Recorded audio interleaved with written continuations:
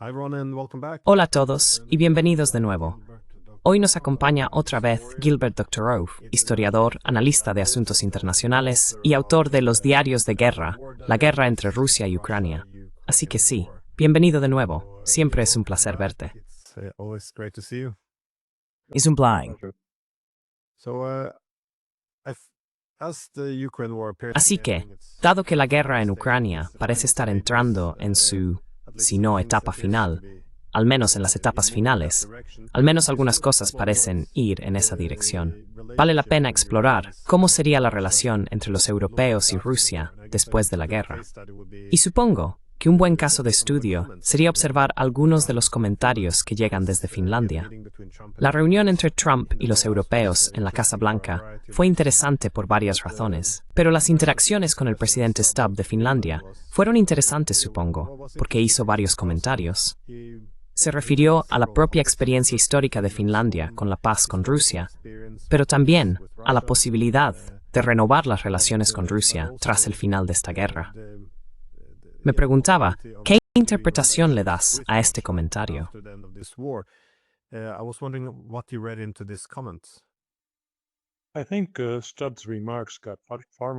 Creo que los comentarios de Stubb recibieron mucha más atención en los altos niveles de Rusia que en Occidente. En Occidente, bueno, yo por mi parte no entendí bien a qué se refería.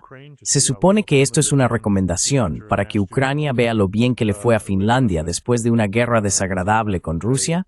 Es decir, la participación de Finlandia del lado de Hitler contra Rusia terminó con la paz de 1944 entre la Unión Soviética y Finlandia, en la que Finlandia cedió mucho territorio a Rusia.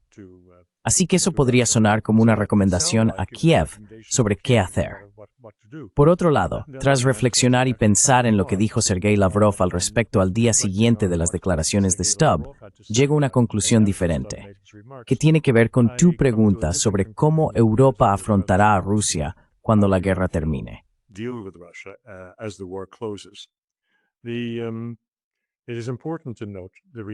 Es importante señalar las declaraciones, los comentarios sobre Stubb que hizo Lavrov en una entrevista en la televisión estatal rusa al día siguiente. Y esto, creo, recordó a todos de qué trataba ese acuerdo de 1944, qué contenía, por qué se firmó. No se trataba solo de que Finlandia estuviera cambiando de alianzas de manera abstracta o formal. El hecho es que Finlandia fue un participante activo en las atrocidades que los alemanes supervisaron y alentaron durante el asedio de Leningrado. Cometieron varios actos de barbarie que los rusos han ido sacando poco a poco de sus archivos.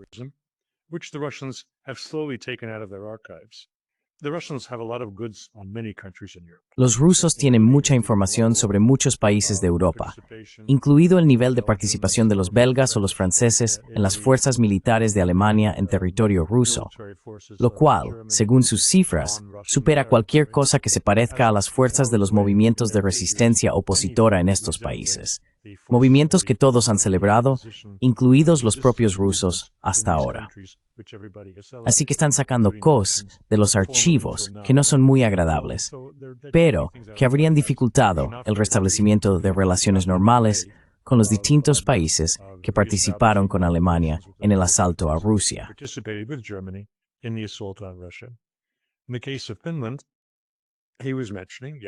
En el caso de Finlandia, él mencionaba que sí, cometieron esas atrocidades. Algunas imágenes de esto se mostraron en la televisión estatal rusa. En 1944, al ver hacia dónde se dirigía la guerra, concluyendo en contra de Alemania, decidieron cambiar de bando, lo cual hicieron a un coste considerable. Pero ese acuerdo, ese tratado de paz, tenía condiciones que el señor Stubb no mencionó, pero que el señor Lavrov sí. Concretamente, Finlandia estaba a mantener su neutralidad a perpetuidad. Estaba obligada a no entrar en ningún bloque militar dirigido contra Rusia. Y ahí lo tienes.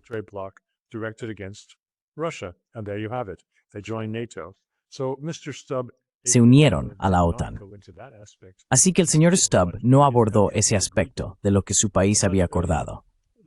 Pero permítame pasar de eso a una consideración más profunda sobre lo que podría haber querido decir. Salió a la luz un día después, cuando dijo, sin hacer ninguna referencia en particular sobre el motivo de su declaración, que Finlandia buscaba restablecer relaciones con Rusia. Se puede leer entre líneas, relaciones normales con Rusia después de que termine la guerra, porque al fin y al cabo somos vecinos, vecinos directos. Bueno, eso fue toda una señal de un cambio de posición. Los rusos simplemente se aprovecharon de ello y preguntaron, bueno, ¿por qué esperar? Puedes restablecer relaciones con nosotros ahora mismo. No fuimos nosotros quienes las rompimos.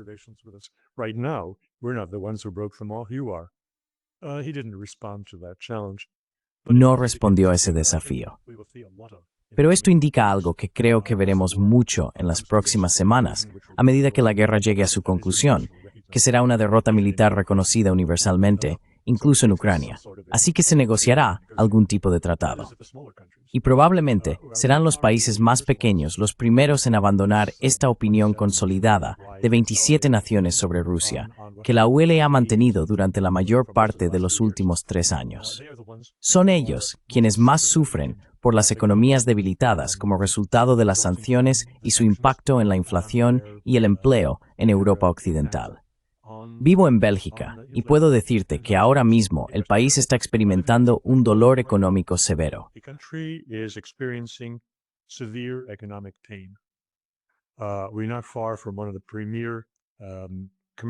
No estamos lejos de una de las principales avenidas comerciales, los bulevares de Bruselas, la avenida Louise, y hay muchos restaurantes y locales vacíos. Ahora mismo estoy sentado en Knokke. Knokke es el balneario más elegante y prestigioso del Mar del Norte, en la costa de Bélgica, y hay vacantes en el dique, en el paseo marítimo y en algunas de las principales zonas comerciales. Esto es impensable. Esta es la zona más próspera de Bélgica, y hay vacantes. Hay restaurantes que han cerrado, algunos están en pérdidas. Tengo un familiar, mi yerno, cuyo trabajo está relacionado con el marketing, y se estaba reuniendo con sus colegas, sus compañeros de profesión en marketing, preparando películas para publicidad y marketing.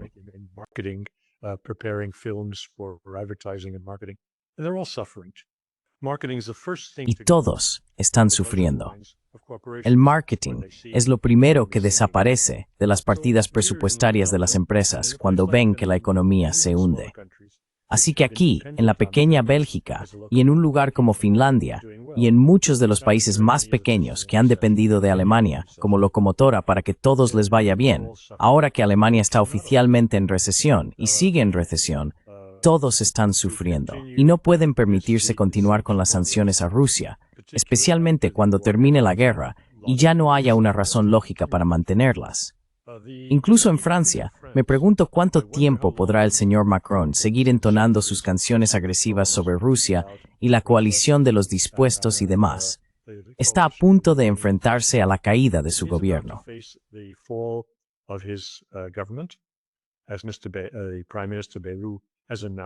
Como ha anunciado la primera ministra Borne, le resulta imposible aceptar cambios en el presupuesto, que ha preparado como un presupuesto muy estricto, porque el país está experimentando ahora un grave deterioro de su solvencia y está pagando un precio elevado, incluso por encima de Italia, Grecia y otras economías relativamente débiles de las que tradicionalmente hablamos, como países con altas tasas de bonos porque los mercados no les otorgan buenas calificaciones en la gestión económica.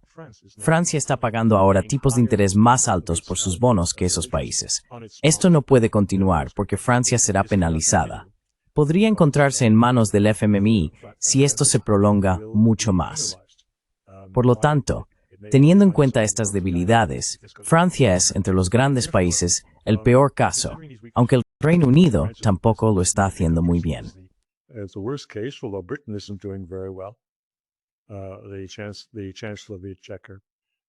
El canciller de la República Checa está enfrentando duras críticas porque su presupuesto está entrando en un déficit grave y no han logrado reducir los gastos, por lo que se ven obligados a asumir la tarea muy desagradable de subir los impuestos. Así que estos son 2 de los 3 países que están enfrentando problemas de crédito, todos como resultado de una economía débil y del aumento de los gastos militares si se están preparando para librar una guerra contra Rusia en 2029. Dije que los países grandes apenas están empezando a notarlo. Los países pequeños ya lo están sintiendo. Pero ahora el señor Stubb, creo, es la primera golondrina que pasa por aquí, señalando el cambio de rumbo de la política dentro de la UE, la Unión Europea, en lo que respecta a las relaciones con Rusia.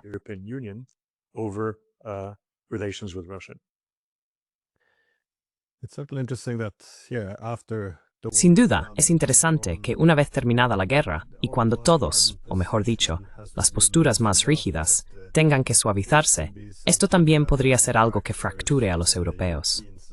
A menudo se señala que una vez finalizada la guerra, los estadounidenses podrían marcharse, pero también es interesante que los europeos podrían acabar adoptando enfoques muy diferentes.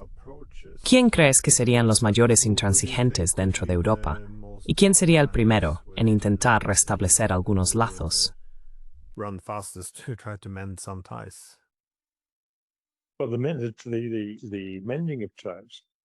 Bueno, como digo, la reconciliación recaerá en los países pequeños, que se ven gravemente afectados por el debilitamiento de la economía alemana en particular, porque dependen mucho de que Alemania mantenga el crecimiento del PIB en Europa en su conjunto.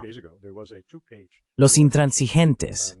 Bueno, hace 2 días hubo una entrevista de 2 páginas en formato sábana con un profesor, especialista en seguridad europea, en la Universidad de Lille, en Francia, que apareció en el diario económico o financiero más importante de Bélgica, el Eco de la Bourse.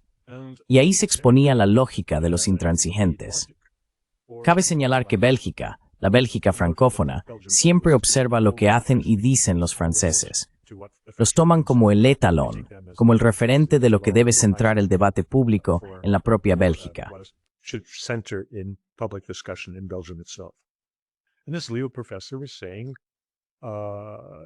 Y este profesor de Lee decía, en realidad era bastante inteligente y bastante abierto con sus observaciones sobre el señor Trump y la manera en que los europeos gestionaban a Trump, lo cual resultaba interesante porque contradecía lo que muchos de mis colegas, yo incluido, habíamos pensado sobre la comprensión europea de Trump, que se habían dejado engañar, que no veían que él los estaba utilizando.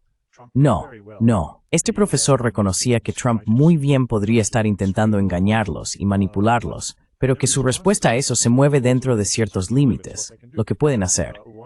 Una opción es darle la espalda, otra es oponerse directamente, o pueden complacerlo y lanzarle incentivos, como decía el profesor, y mostrarle toda cortesía, toda señal de respeto, que es lo que hicieron.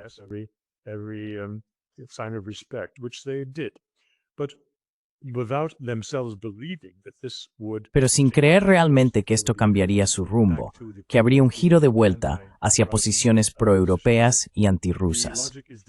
La lógica es diferente. La lógica es no hacer nada que altere sus planes. Dejar que el señor Putin lo haga por nosotros. Porque no creen que Putin vaya a seguir las recomendaciones o el dictado de Trump respecto a una reunión con Zelensky y una pronta conclusión de lo que ahora será un tratado de paz en lugar de un alto el fuego. Así que esperan que eso fracase y quieren que Putin sea quien reciba el peso del descontento del señor Trump, en lugar de que él les señale a ellos como los responsables de haberlo estropeado, algo que habría ocurrido si se hubieran interpuesto.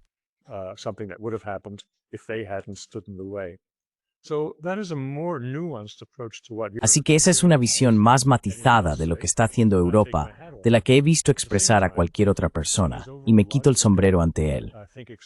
Al mismo tiempo, creo que su lógica general explica muy bien lo que pasa por la mente del señor Macron, de la gente que le rodea o del señor Starmer.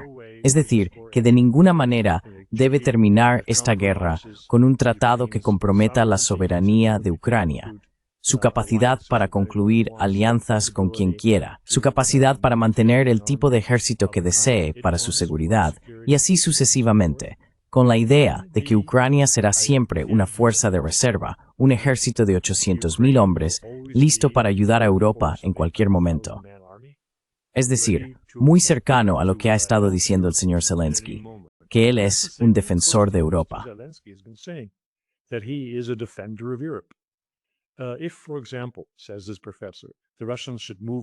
Si, por ejemplo, dice este profesor, los rusos decidieran avanzar sobre Estonia, Bueno, podríamos abrir un segundo frente con la ayuda de Ucrania. Esa es la lógica que yo tengo, y es exactamente lo que el señor Putin tenía en mente cuando inició la operación militar especial: hacer imposible ese tipo de relación imponiendo la neutralidad, limitaciones al tamaño del ejército ucraniano y la desnazificación, un cambio de régimen. Ahí lo tienen. Como he dicho, considero a este profesor de Lille como un muy buen exponente y explicador de lo que probablemente pasa por la mente de muchos de sus colegas entre los asesores académicos del señor Macron y posiblemente de sus equivalentes en Alemania y en Inglaterra.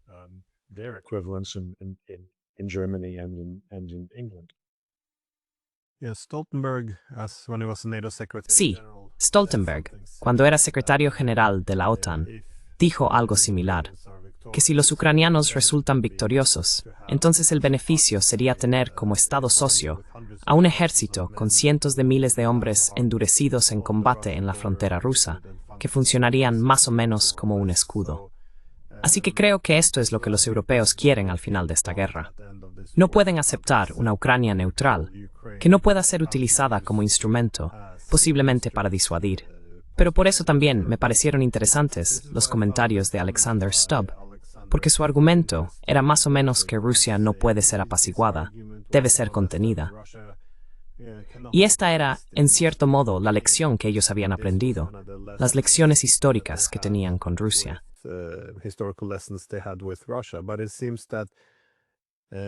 Pero parece que sería lo contrario, porque desde mi perspectiva, la principal lección que debería aprenderse es que se debe evitar la competencia en materia de seguridad en las fronteras de otras grandes potencias. Gran parte de la experiencia de Finlandia con la Unión Soviética se remonta a 1939, cuando los soviéticos temían que Finlandia estuviera demasiado cerca de Leningrado, que ahora es San Petersburgo, y que los alemanes pudieran utilizar esto en el futuro como un flanco norte contra ellos. Así que lucharon en la Guerra de Invierno, pero después de esto, los finlandeses sí participaron en la invasión de la Unión Soviética del lado de Hitler, en parte para recuperar su territorio, por supuesto. Pero cuando fueron derrotados, aceptaron una paz que implicaba concesiones territoriales, pero también la neutralidad permanente.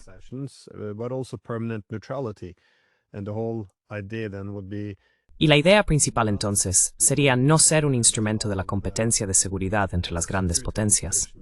Así que mantente al margen de esto. Y al hacerlo, los soviéticos no tendrían nada que temer de Finlandia, y no tendrían que enfrentarse a los finlandeses. Y en gran medida, la historia de Finlandia es un gran ejemplo de éxito de la neutralidad. Esta enorme frontera, y sin embargo, ningún problema más gracias a la neutralidad permanente. Es decir, fue pragmático. Demuestra que la neutralidad funciona. Aseguraron su independencia, soberanía y paz. Por eso, a menudo la gente miraba a Finlandia. ¿Por qué no sería este un buen modelo para Ucrania? Pero en lugar de convertir a Ucrania en Finlandia, estamos haciendo lo contrario. Finlandia se está convirtiendo en una línea de frente como Ucrania. Y este es el quid de la cuestión. Cuando Finlandia se unió a la OTAN en 2023, cambió este equilibrio de poder.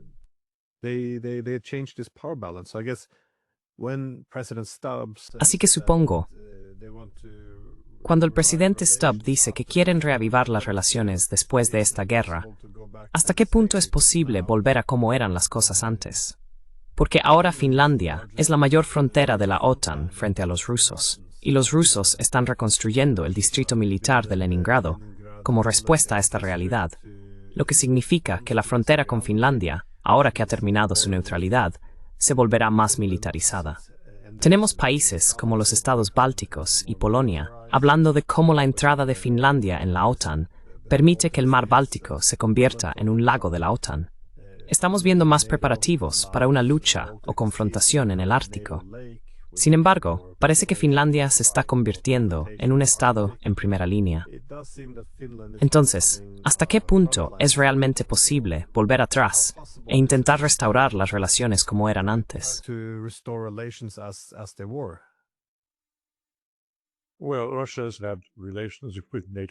Bueno, Rusia ha tenido relaciones con países de la OTAN. tiene relaciones muy buenas o razonablemente buenas con Turquía, que cuenta con la mayor fuerza militar dentro de la OTAN. Así que no creo que pertenecer a la OTAN excluya por sí mismo la posibilidad de tener una normalización e incluso muy buenas relaciones comerciales con Rusia. Por eso pongo a Turquía como ejemplo principal. En cuanto a lo que ha ocurrido con Finlandia, creo que probablemente sean los mayores perdedores económicos en este conflicto con Rusia.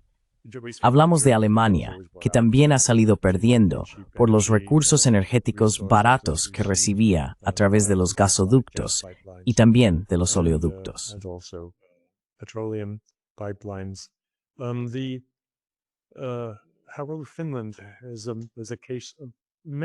¿Cuán antiguo es el caso de Finlandia, en múltiples ocasiones, de dependencia y rentabilidad derivadas de sus relaciones comerciales con Rusia?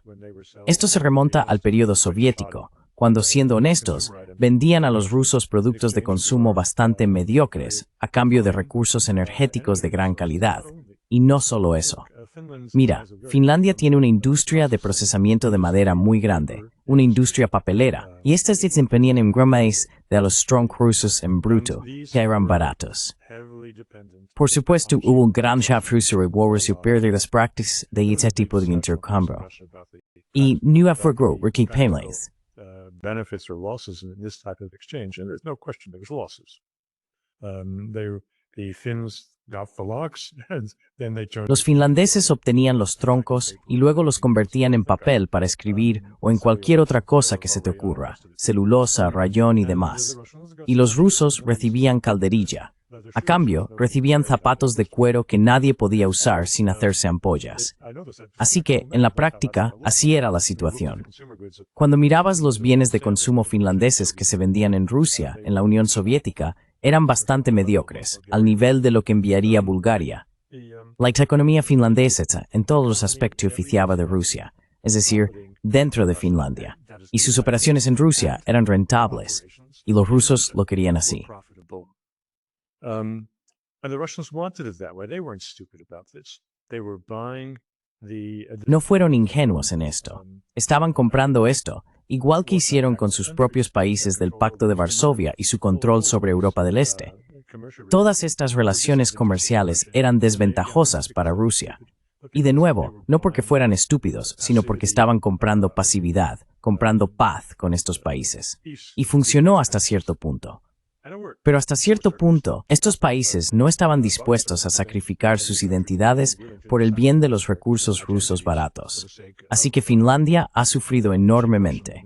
Y como he dicho, tomando el ejemplo de Turquía, no veo ninguna razón por la que ser miembro de la OTAN signifique necesariamente que tengan que estar en pie de guerra con los rusos.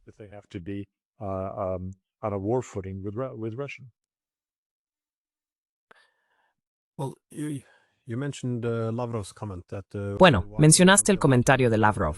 ¿Por qué esperar hasta después de la guerra? Podemos tener relaciones diplomáticas ahora. Fueron los europeos quienes rompieron la diplomacia, no los rusos. Sin embargo, este es un buen punto, porque, de nuevo, como sugirió el presidente Stubb, podemos tener un diálogo renovado con Moscú, pero solo después de que se haya establecido una paz justa y duradera en Ucrania. Supongo que mi primera pregunta sería, ¿por qué?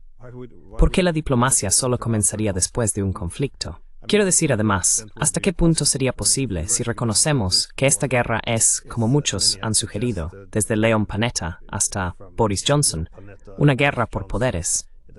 ¿No sería necesario el diálogo para alcanzar esa paz duradera?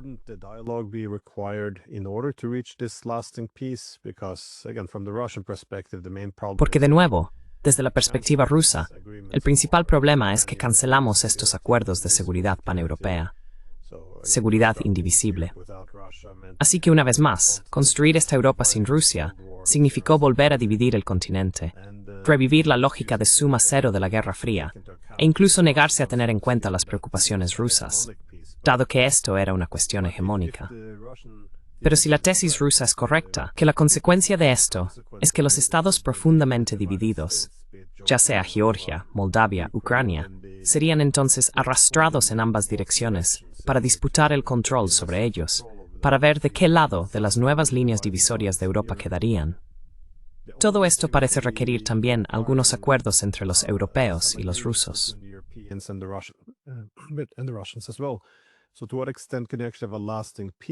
Entonces, ¿hasta qué punto se puede realmente lograr una paz duradera si no hay diplomacia previa a la paz? Quiero decir, entendí la lógica inicial, que aislaríamos a Rusia. Esto les pondría bajo presión. Pero ¿quién piensa hoy en día que Rusia está aislada, cuando los estadounidenses ahora están hablando con Rusia? Son solo los europeos. El resto del mundo está haciendo negocios, están hablando con ellos. Los estadounidenses intentan mejorar las relaciones bilaterales. ¿Dónde encaja entonces esta lógica? Porque siempre insisto en lo mismo. Puedo entender bien la posición rusa, entiendo muy bien la ucraniana, puedo entender a los estadounidenses, pero los europeos. No tiene mucho sentido que sigan boicoteando la diplomacia. Well, I think Mr. Lavrov was debating. Bueno, creo que el señor Lavrov estaba haciendo comentarios de debate más que diciendo algo constructivo o sobre lo que sucederá a continuación. No creo que reparar las relaciones con ninguno de los países europeos sea realmente una prioridad para Moscú. Creo que su principal preocupación es reparar las relaciones con Estados Unidos. Y lo más importante que hay que resolver con Estados Unidos, y con urgencia, es un acuerdo para no permitir que Estados Unidos traslade sus misiles de alcance intermedio a Alemania en 2026, lo cual será dentro de unos 5 meses. Eso es de vital importancia, y para eso necesitan un acuerdo con el señor Trump. Después de eso, pueden darse la vuelta y mirar a los estados europeos. After that, they can turn around and look at the European states. But on this whole question of who's who, and Russia's. Pero sobre toda esta cuestión de quién es quién y las relaciones de Rusia con Europa y con Estados Unidos, simplemente retrocederé en el tiempo. Toda la psicología de Rusia o de la Unión Soviética era que había dos superpotencias, Estados Unidos y Rusia, y Europa realmente no contaba. A pesar de que los rusos de a pie puedan considerarse europeos, eso no se reflejaba en el pensamiento del Kremlin. Se medían a sí mismos en comparación con Estados Unidos. Todas sus descripciones sobre sí mismos se hacían en unidades de Estados Unidos. Así que, igual que en Australia, creo que todas las distancias entre ciudades se miden comparándolas con la distancia entre Melbourne y Sydney.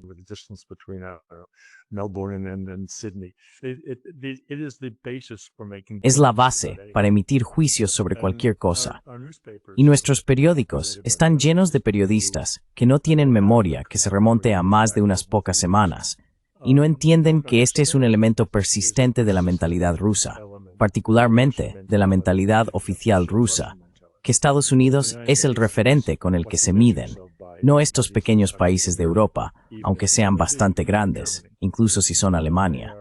Son consideraciones secundarias, así que lo primero es reparar las relaciones con Estados Unidos, sacar de la mesa este terrible problema de seguridad de los misiles de alcance intermedio en Europa y luego ir a por estos países en Europa.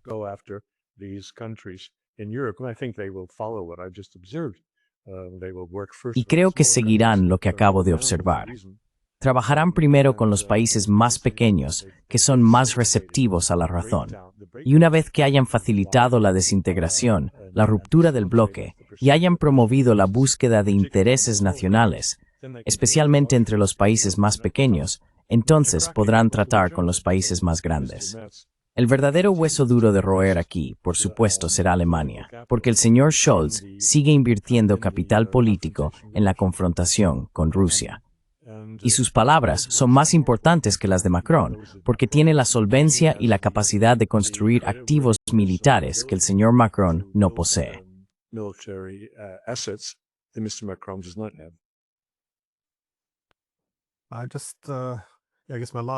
Supongo que mi última pregunta era sobre la estrategia europea. Como sugeriste, el objetivo sería que los europeos simplemente asintieran y dijeran: por supuesto, Trump, eres genial.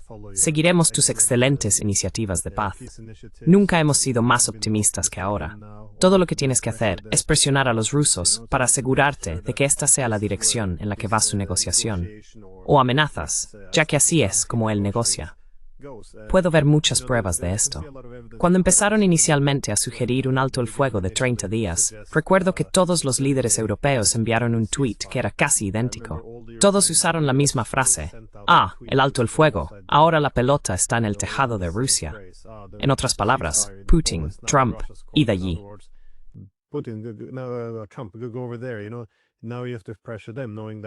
Ahora tienes que presionarlos, sabiendo que Rusia nunca aceptaría un alto el fuego porque no tiene ningún sentido sin un acuerdo político, y esperando por tanto que la diplomacia con los rusos acabe renovando el compromiso de Trump con la guerra y arrastrándolo hacia él, sí, el Biden 2.0, o el campo europeo de una guerra larga con Rusia.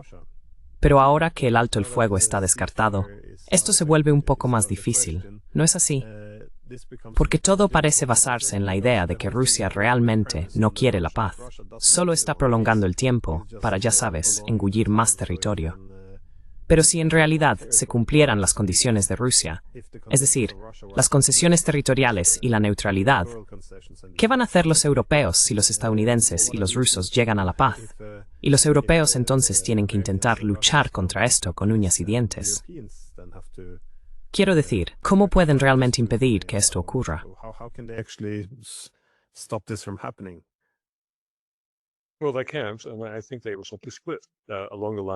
Bueno, no pueden. Creo que simplemente estaban divididos según las líneas que mencioné.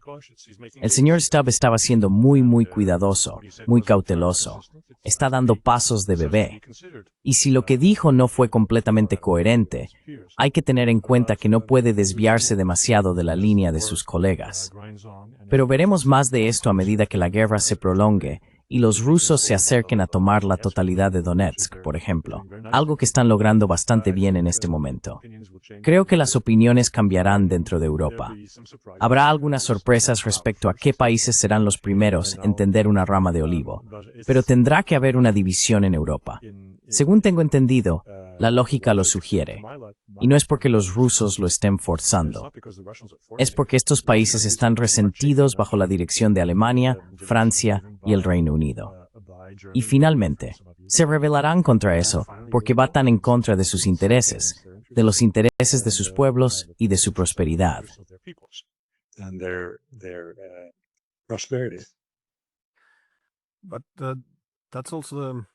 Pero eso también me hace pensar en las expectativas para Ucrania. ¿Qué sucederá después de esta guerra?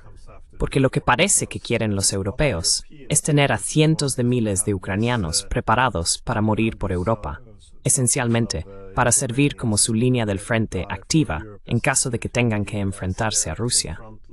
Pero los ucranianos, obviamente, esperan que sean los europeos quienes acudan en ayuda de Ucrania, no al revés. Por supuesto, si llegara a formarse un bloque militar, esas opciones no serían mutuamente excluyentes.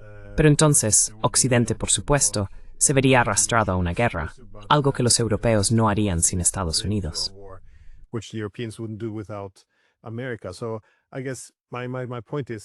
Así que supongo que mi punto es que últimamente han surgido más voces desde Ucrania sobre lo que ocurrirá después de esta guerra, porque los europeos parecen estar dando muchas señales de que necesitamos mantener la guerra un poco más para proteger a Europa de la agresión rusa.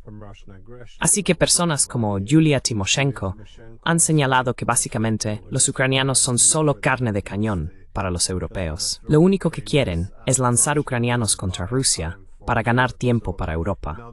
En otras palabras, están empezando a entender que Europa no está ahí para proteger a Ucrania, sino para usar a los ucranianos para proteger a Europa, esencialmente. Entonces, ¿cómo funcionaría eso después de una paz? Porque partiendo de esa suposición, parece que se esperará que Ucrania siga haciendo esto para siempre. Debe estar un consenso político para lanzar ucranianos contra Rusia, para ayudar a los europeos. No parece que se vaya a hacer. Bueno, supongo que algunos fallos en ese plan.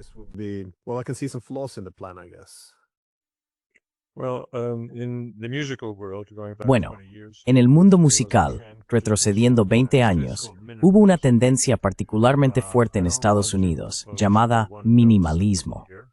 No quiero proponer aquí una sinfonía de una sola nota, pero ya dije hace varias semanas que realmente está en manos de los rusos hacer una propuesta que podría resolver todos estos problemas. Sacaría a los europeos de la ecuación. Les daría una vía de escape a los europeos, porque si los ucranianos aceptaran un acuerdo, ¿qué podrían decir? Y para que los ucranianos acepten el acuerdo, Rusia solo tendría que decir, liberen los 350.000 o 250.000 millones de dólares de nuestros activos que están congelados. Háganlos disponibles para la reconstrucción de toda Ucrania, incluida la parte que ocupamos.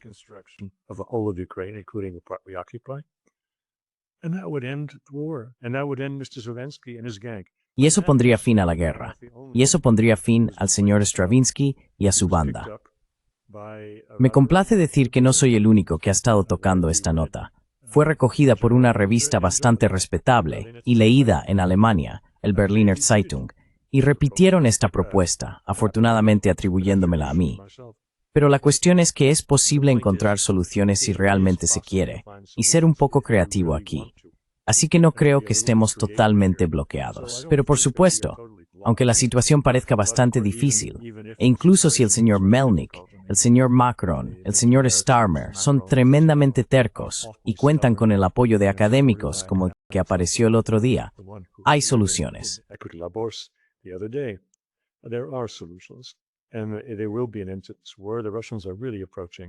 Y llegará un momento en que los rusos realmente se acerquen a Kramatorsk y Slavyansk. Tienen Pokrovsk más o menos rodeada. Han hecho algunas incursiones en Pokrovsk. Así que realmente creo que la guerra sobre el terreno en Donbass se mide en semanas, quizás en meses, pero ya no en años. Y una vez que los rusos hayan tomado todo el Donbass, la excusa que da el señor Zelensky, que no puede ceder territorio que no ha sido conquistado, desaparecerá. Podrá cederlo todo, o podrá tomar el primer avión y dejar que su sucesor lo ceda todo. Así que habrá un final para esta guerra. No va a durar para siempre. Estoy esperando el volumen 2 del Público.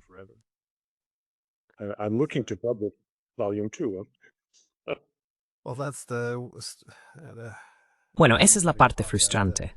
Todo el mundo reconoce, más o menos, que los rusos no van a renunciar al Donbass.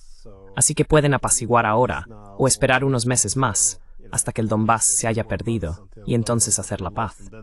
Pero por supuesto, en ese momento, Ucrania estará en una posición mucho más difícil, porque para entonces se habrá perdido mucho más de Zaporizhia. Y por supuesto se habrá destruido mucho más de Ucrania. Muchos más hombres habrán muerto. La capacidad de reconstruir todo se habrá reducido. Así que, si uno fuera completamente racional, y si hubiera líderes con cierto peso político, serían capaces de hacer el acuerdo inevitable hoy, en lugar de tener que elegir un acuerdo peor mañana, solo porque políticamente es más fácil hacerlo. Pero de nuevo, todo esto me ha frustrado durante la última década. Así que creo que todavía no optarán por las mejores soluciones. There are symbolic things that are going on. Hay cosas simbólicas que están ocurriendo. Kramatorsk y Slavyansk son simbólicas porque fueron la cuna del renacimiento ruso, como lo llaman, remontándose a 2014. Su última resistencia fue contra el embate de fuerzas numéricamente muy superiores, las fuerzas militares ucranianas, que fueron enviadas precisamente para aplastar esta resistencia al nuevo régimen en Kiev. También mencionaste Zaporizhia, pero yo añadiría Dnipropetrovsk, porque los rusos han capturado sus primeras localidades en ese oblast. Y a medida que se acercan a Dnipropetrovsk, o como lo llaman los ucranianos Dnipro, recordemos lo que eso significa. Ese es el terreno natal de Kolomoisky, el oligarca que poseía el banco más grande de Ucrania, que era dueño de las aerolíneas ucranianas, que prácticamente controlaba el gobierno y que financió los batallones Azov y a otros nacionalistas violentos.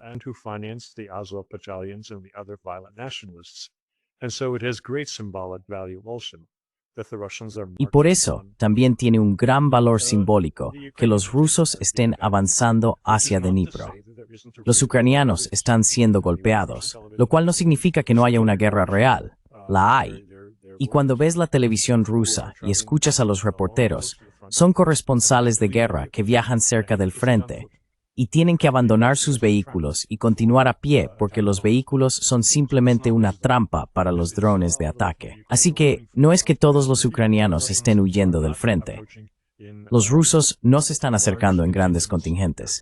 Se acercan en pequeños grupos a pie o en ciclomotores o motocicletas, precisamente por la amenaza de los drones.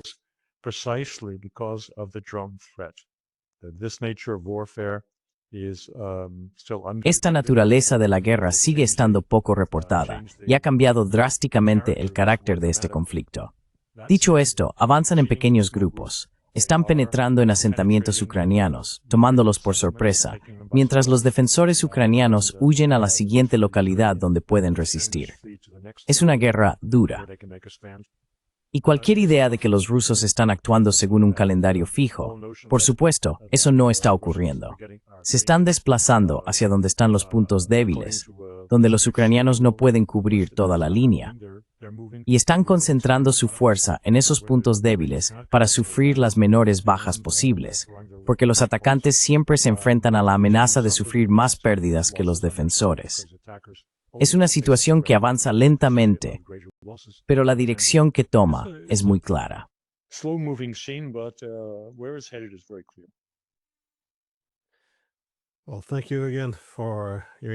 Bueno, gracias de nuevo por tu aportación.